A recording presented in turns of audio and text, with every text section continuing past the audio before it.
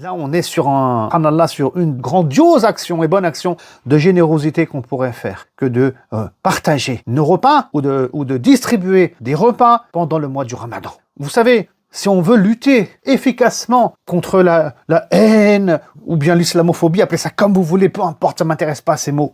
Eh ben, c'est comme ça qu'on va devoir faire. En étant généreux, en offrant à manger, ça va ouvrir les cœurs, même de ceux qui nous détestent. Vous savez, le prophète, il a dit, sallallahu alayhi wa sallam, et ce hadith doit être une règle pour le croyant, tahadou, tahabou. Offrez-vous des cadeaux. Et là, c'est une forme de générosité. On offre des repas. Et vous allez vous aimer. Ça provoque de l'amour que d'offrir à autrui. Voilà. Donc ça, écoutez, il faut le développer. Pour l'anecdote aussi, parce que, comment dire, ces aspects-là, alhamdulillah, ils sont ancrés au sein de la communauté musulmane. Vous savez, la communauté musulmane, écoutez, on la critique beaucoup, hein. Moi aussi je la critique, hein, souvent, qu'Allah subhanahu wa ta'ala nous guide et nous pardonne, mais elle a beaucoup de bien aussi. Et la générosité, c'est central chez les musulmans et chez les Arabes. Subhanallah, c'est quelque chose de central. Je me souviens, dans les années 90, une fois, il y a un événement qui m'a marqué.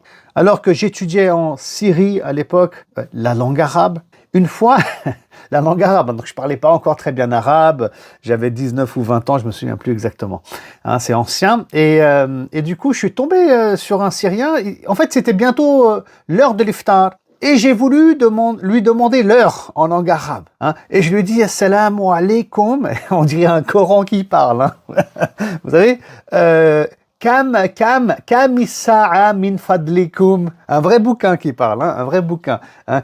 Quelle heure il est, s'il vous plaît, vous voyez? Et lui, mesquine, c'est un Syrien, il parle le dialecte local, et il a pas compris, en fait. Il a mal compris, il rentrait du boulot, apparemment, je me souviens, hein. Il a mal compris, il m'a dit, ouais, il n'y a pas de problème. En arabe, il m'a dit, ouais, il n'y a pas de problème, viens, on va manger ensemble chez moi. Et je lui ai dit, non, mais c'est pas ça que je demande. Je te demandais l'heure. Et donc après, il m'a donné l'heure. Et j'étais choqué, étonné de cette générosité. On est des inconnus. Des inconnus. Il m'a donné une leçon de vie. Il me connaît pas. Je lui demande l'heure. Il croit que je lui demande à manger où, et il me dit, viens chez moi. Subhanallah. Ça, c'était à Alep, à Halab. Qu'Allah subhanahu wa ta'ala préserve nos frères et sœurs syriens, inshallah ta'ala, des gens de khair et des gens de bien.